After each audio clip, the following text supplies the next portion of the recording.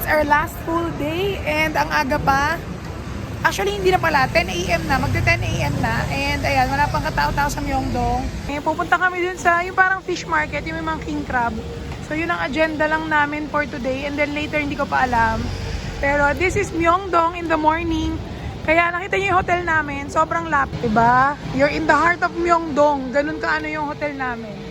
So dun din kayo mag-book guys. Okay na okay siya. May free breakfast pa.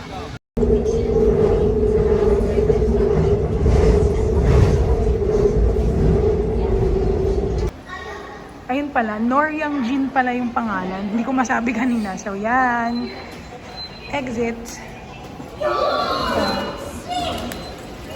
Okay. Let's go.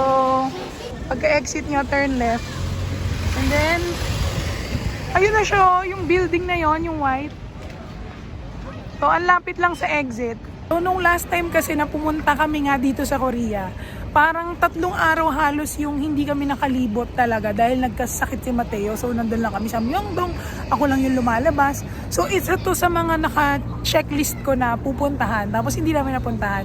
So, ngayon na balik namin, talagang ayan, pupuntahan na natin yung king crab, guys. Parang panahon pa nung kakapanganak ko pa lang. Kasi, di ba, pagka bagong panganak ka, puyat, ganyan. So, ako ang ginawa ko, naging hobby ko, manood ng mga vlogs. Tapos, nahilig ako sa mga travel vlogs noon. Yan, napanood ko. Yan sila. Si Anna Kai, yung una-una nakain siya ng king crab talaga nung nag-Korea siya. So, yan. Ito na siya. Pagbaba nyo ng station, amoy na siya ng isda. Pero hindi naman yung mabaho sa sobra na maalinsangan. So, yan. Ito na. Oo, parang ganon. Teo, careful, it's slippery. Let's go. Follow. Oh, wait. Oh, yan. Cover. Wait. Grabe guys, ang dami oh. Parang buong araw siya. Ito na. Careful ha. Don't run. It's slippery. Mga alimasag pa lang to.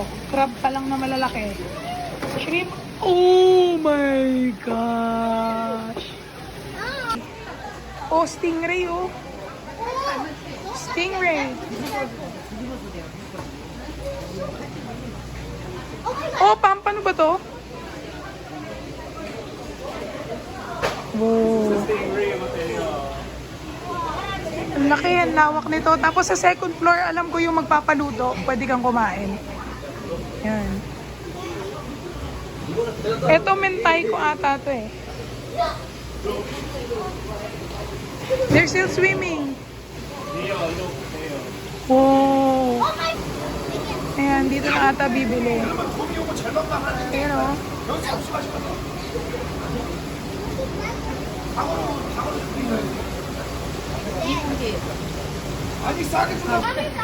not so much. Dito ako, dito sundan mo ako. Up. Hawak ko na. Up. Whoa. It's moving. Shake it! It's grown up jelly! Teo, you want to try? No. Oh, Teo. Try mo. So, dito kami bumili. Yun pala sila by number. 120. Tapos si Ajuma hanapin nyo. Binigyan niya kami ng free. Ayun oh, mga clams. Ang dami oh. Oh, yan. Tapos, doon kami bumili, di ba, sa area na yon. Ito yung escalator. Akyat kayo. Kasi, dito kayo magpapaluto sa may second floor. Mamaya na. Paanohan muna. Ayan, dito. May mga restaurant dito. Pero I think pag bumili ka, may kapartner na sila na restaurant eh, no?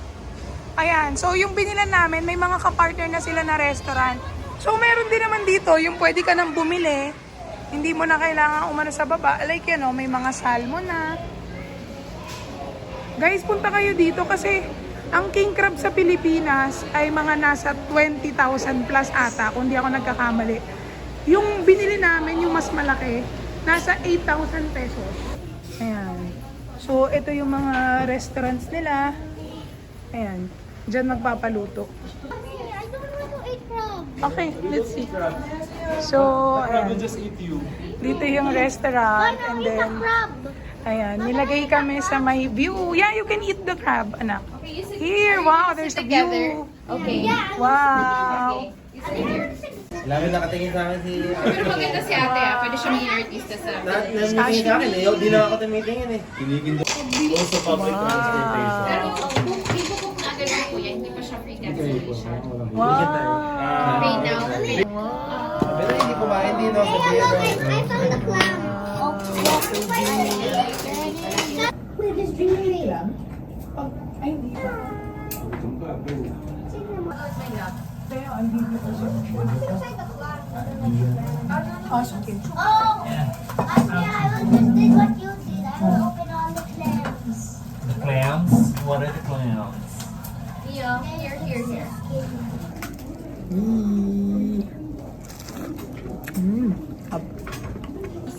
Ayan, may soup.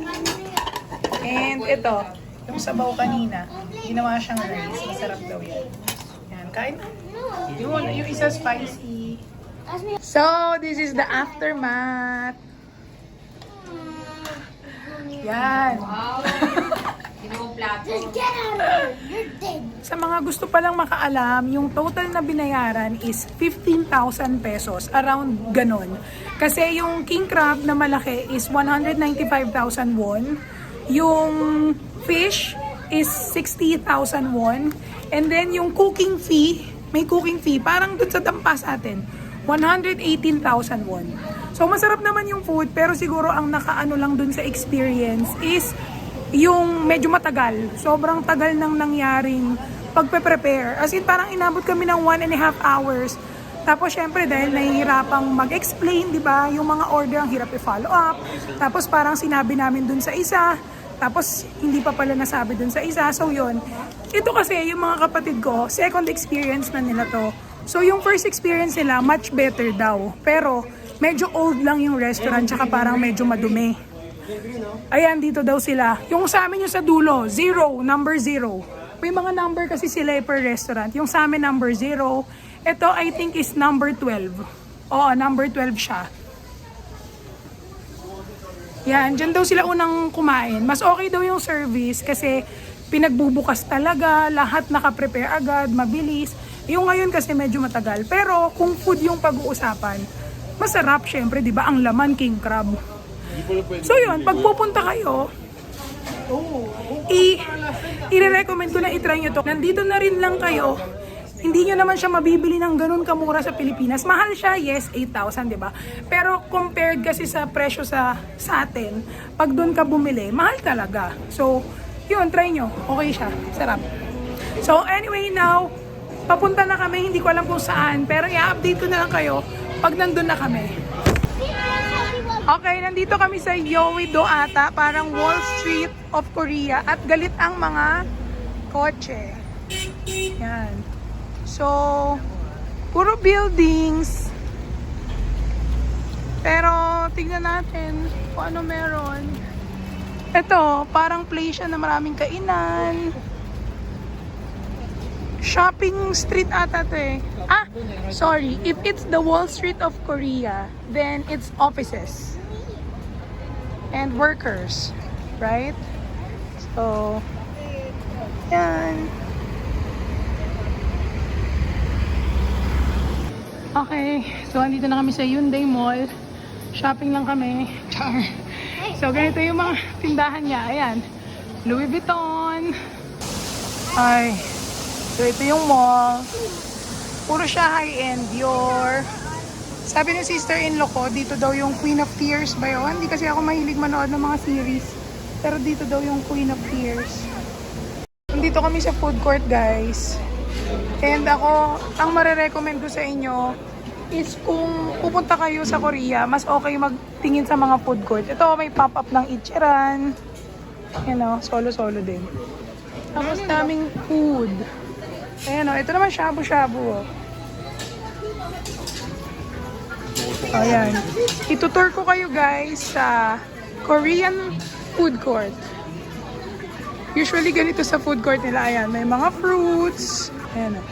Super tasty. Fruits. May bread of dreams. Pag pupunta sa ibang bansa, ito talaga yung mga gusto ko eh. Ayan o, mga ganitong bread. Parang ang sarap-sarap nilang gumawa. Tingnan nyo to. Wow! Look at that.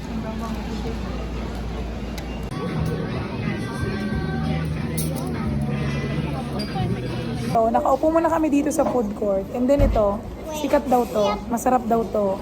Parang nafe. Nafe mochi. Eh, yung puso. Yung parang chocolate. Tingnan natin. So, ito siya. Mochi. Tikman natin.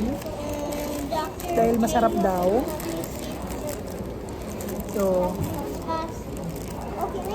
So meron ito. Kung alam nyo to, meron ito sa Hyundai Mall sa basement 1. Hindi ko kasi siya alam eh. So, try natin.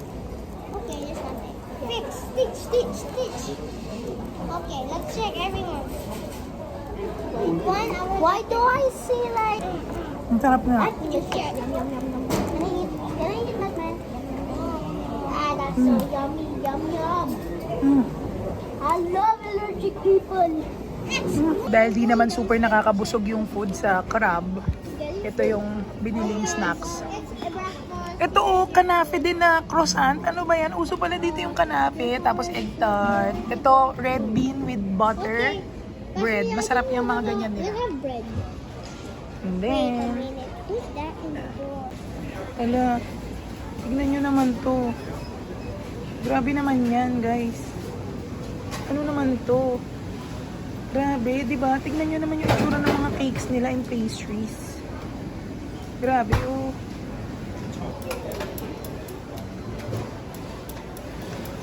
Ano gusto ko? Yung tart?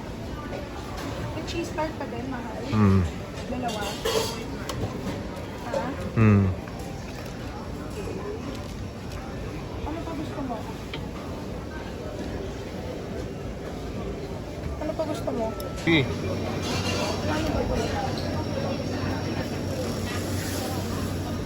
Souffle cake gusto mo? Ayoko. Strawberry fresh cream cake. Ay, ito alam ko masarap. Try natin? Ano yun? Custard. Oo. Okay, kamsamida. Alam nyo guys, ang dessert ng Japan tsaka ng Korea, hindi nagkakaiba. Hindi sila matamis. Hindi sila yung matamis na sasakit yung lalamunan nyo. Alam nyo yung mga ganon? Alam nyo yung mga purong chocolate? Like halimbawa, mga Cadbury, milk chocolate. Di ba pag kinain nyo yun, talagang ramdam na ramdam mo yung tamis. Ang mga dessert sa Korea, tsaka sa Japan, hindi siya ganon. Kaya yung mga Pinoy, siguro nasasarapan sila. Majority ng Pinoy. Kasi di ba yung mga Pinoy, pagka sinabi, masarap, hindi masyado matamis. Ganon tayo mag-describe ng dessert. Kasi, ganun siya. So ngayon, nandito lang kami, nagkakape-kape. Yan. Hindi ako makakita ng buntis. Stress. Kung kailan last day na namin. Tsaka yung huling gabi na ang dami naming balak gawin. Saka pa kami nagkandaligaw-ligaw. Hindi namin alam saan kami pupunta. Nagloko pa yung internet ko. Hindi pa siya biglang gumagana yung pocket wifi. Tapos malulowbat na ako pero nagpa-vlog pa rin ako, diba? So, tignan namin kung tama to. Nandito kami sa bus stop. First time namin magbabas. Dahil wala kaming choice. Wala kaming magawa. Hindi namin alam. Pero let's try. Good luck. We survived our train ride. So, nandito na kami sa Myeongdong finally, guys. After kung ilang oras namin pagkaligaw, parang yung biyahe na dapat saglit lang, inabot kami ng more than an hour. So, ayan, nandito na kami ngayon and I'll update you kung ano gagawin namin. So, pagbaba namin, dun kami bumaba kasi tatawid kami supposedly dito, akyat sa Myeongdong. And then, nadaanan namin tong socks. So, yan. Titingin muna kami. Ito na siguro kami bibili. May nakita pa akong mas mura pero ito na yung last day kasi namin eh. So, yan. Nag-iikot na. Yan. Ito. Imili ng socks. Pumasok kami dito sa 1010 at ang dami nilang sale. Pero, yung presyo nila parang mas mura pa rin sa GU. Pero maganda na rin to. Ang dami nilang promo offer. Yan o, dami nakuha ni Lester. Okay ito lang yung taong nakapamili na hindi pa rin masaya. Ang dami na napamili, hindi pa rin siya masaya. 3.9 eh. Okay nakapamili pala kami. Ayan o. Tapos, ayan na naman, bumili nga ako ng bag para ka ako, pagka may bibilin, doon ko ilalagay. Ayun, naiwan ko pa rin. Bili pa rin ako ng bili ng paper bag. Ang husay ko talaga, nakakainis. Anyway, ay, last full night. Laging ganon, parang bitin. So, napadaan kami dito sa Royal Skin. Tapos nagulat ako, isipin nyo ito, ganito karami, 420 pesos lang. So, parang 42 lang ang isa. So, bumili kami niyan. And then, meron pa sila nitong mga mask. Itong mask ko, 9.5 lang, ganito karami. Imagine niyo binibenta yan sa Shopee, magkano isa. Pag pumasok kayo dito, mamontikanan kayong maskam. As in, ang galing mag-sales stock ng babae. As in, ang dami niyang ino-offer. Eh, siguro ganun talaga. Pero, I can't imagine na ganun yung worth ng skincare. Tapos, ibibigay lang nila ng free na free. Ibig sabihin, yung worth niya, hindi talaga ganun ka ano yung presyo. I doubt. Pagka sobrang ganda nun, hindi mo siya i-ano ng ganun ka discounted. Tsaka ako kasi, yes, hindi maganda yung skin ko, hindi siya perfect. Pero kasi ang tinatrust ko kasi right now is yung derma ko. Ang magiging total kasi nung binibigay niya sa amin, parang 2 moisturizer na may toner na, 2 eye cream, 3,400 lang. Ganun yung binibigay niya. Eh kaso sabi ko, pagka free yung luggage bibiling ko, eh ayaw niya. So sabi ko, wag na lang. Ito pa, meron pa oh. Ayan oh, I think lahat sila ganyan oh, ang dami. Pumasok kami dito sa parang new yung pangalan niya. Accessory shop, lahat ng accessories na pwede mo makita. Tsaka may bags. Yun ang gusto kong tignan, hindi ko nakita to. Bags and wallets, parang puro siya pang girl. Tsaka ayan o, mga ganyan yung earrings niya. Ang gaganda, super dainty. As in, ang dami guys, hindi ko yan kayang i-video lahat. Pero sobrang ganda. Oh, pati hats. Yan o. Pero itong bags, gusto ko makita kung maganda.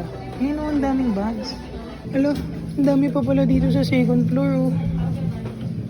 Ang nabili ko, cap tsaka shades eh. Ito, yung gandang-ganda ko. Ang dami pa dito. Pero parang ano na siya. Parang okay na ako dito. Wala naman ako masyado. Hilig. Ah, puro socks. How much yung socks nila? Ah, medyo mahal yung socks. Ang bayaran ay 30. Ay, gusto ko ng ganito. Tingin tayo kung mura lang. Gusto ko ng clam. Tingnan natin. Ayun. Ito, yung mga ganitong clam. Gusto ko ng ganito. Tingnan natin kung ano. Mura lang. Ayan, may pearl. Yan. Yan mga gusto ko eh. Ito, mga ganyan. Tingin tayo. Hindi na ako bumili ng clam kasi parang medyo mahal yung clam. Eh, yung clam, parang pwede mo siyang mabili sa mga Shopee, ganun. Ito kasi, yung cap, tsaka yung shades lalo, mas gusto ko yun na isusukat. Guys, yung third floor, may damit din. Teka, tignan nyo. O, diba? Grabe yung paniko. Ang dami rin niya maganda, oh. Ay, tapos may photo booth, 1,001 lang, 50 lang. 40 pesos lang, ang ganda. Teka, yayain ko si Lester. Sabi ko, makiat siya. Joke lang, hindi ko na rin pala ito bibilin. 55 lang sa Shopee, guys. Iwanan na natin to, ayoko na. Ito lang bibilin ko, pero okay na yan. Kasi hirap maghanap pagka Shopee yung mga shades eh. Gusto ko yung nasusukat. Ito maganda. Ang galing guys. So nagbayad na ako. Tapos since dahil daw display item to, pwede akong pumunta sa baba para palitan ko ng bago. O diba? Ang galing no?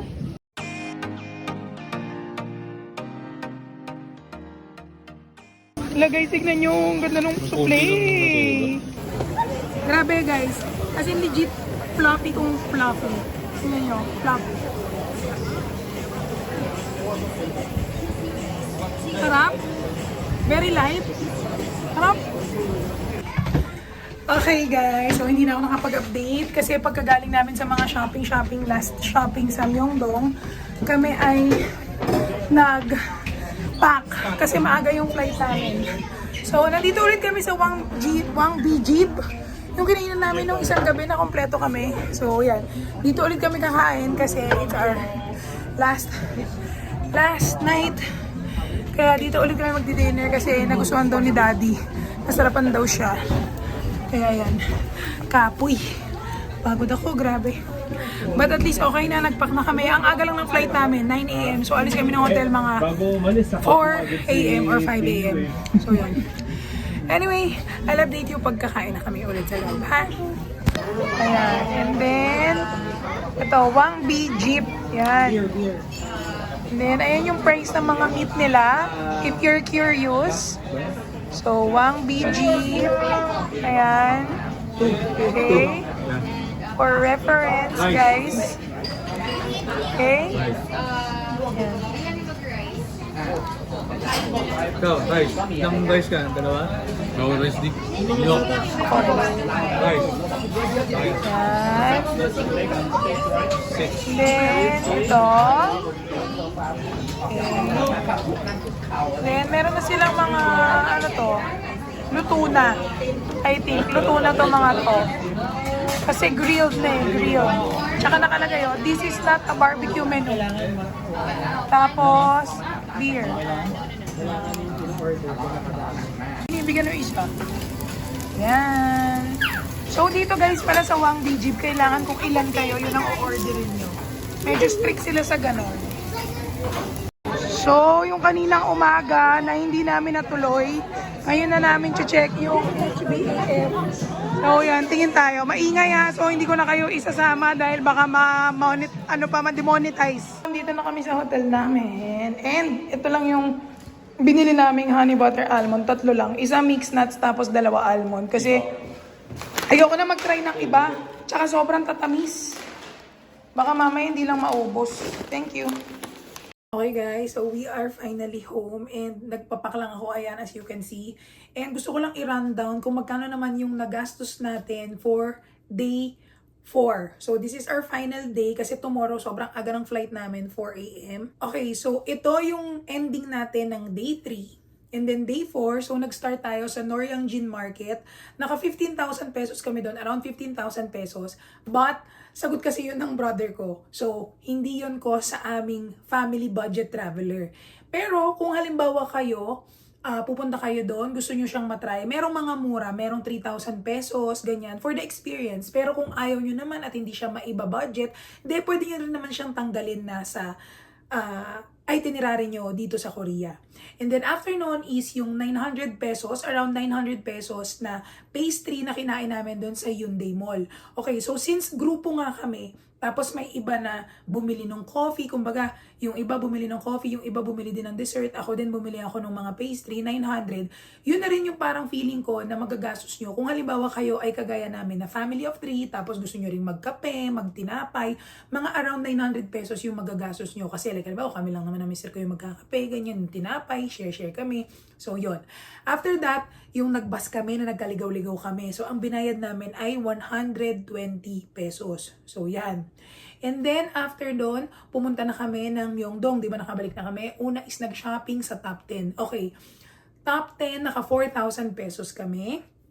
Tapos, after noon, pumunta kami, yung nadaanan namin na skincare na napagastos kami ng around 850 pesos. And then, after noon, yung dinner, which is sa Wang Bijib again. At this time naman, for tonight, ang nagastos naman ay 15,000 pesos.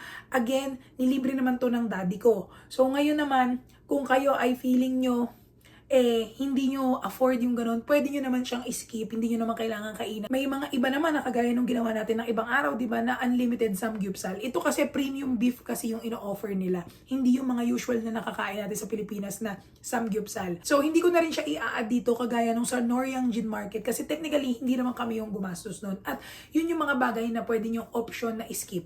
And then ito, last, bumili lang kami sa HBAF. So, alam nyo yan, yung sa Korea, yung mga pangpasalubong, itong honey butter almond. So, yun nga, sabi ko sa inyo, 3 yung binili namin at ang total namin ay nasa around 1,050 pesos. So, again, ito kung hindi nyo naman trip ang almond, kung hindi rin naman kayo gustong magpasalubong, di ba? Pwede namang hindi nyo din to bilhin. So, anyway, that is it, guys, for day 4 na nagastos natin. Tomorrow, day 5, doon ko na lang ipa-finalize lahat ng aming nagastos at i-share sa inyo kung ano yung total naging bill, ganyan, etc. Kasi meron pa tayong gagastosin, yung airport bus, yung pagkain sa airport, etc. etc. So, yun. So, guys, magpapahinga na ako dahil ang aga ng flight namin. Again, ang flight namin is the 9 a.m. flight. To be exact, is 8:50 a.m. Kaya nga sabi ko sa inyo, ang marerecommend ako is wag niyong kunin yung flight na yon. Ang kunin niyo is yung 12 midnight. Kasi kung 12 midnight, gabi kayo ng previous day pupunta ng airport. So, hindi kayo puyat-puyat. Hindi, may mga bus na hindi kayo matatakot na sobrang aga, baka maligaw kayo. May option na ganun. Kaya, yon ang piliin nyo, guys. Hindi ko marerekomenda yung 9 a.m., okay? So, that's it. I'll see you again, guys, tomorrow.